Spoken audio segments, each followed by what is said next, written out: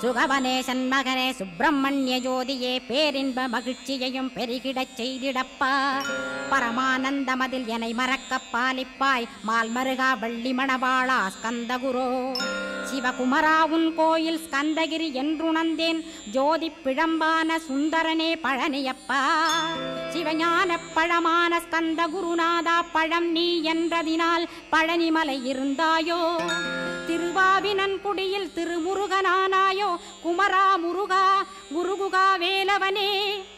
அகத்தியர்க்கு தந்து ஆட்கொண்டாய் தமிழகத்தை கலியுக வரதன் என்று கலசமுனி உனை புகழ்ந்தான்.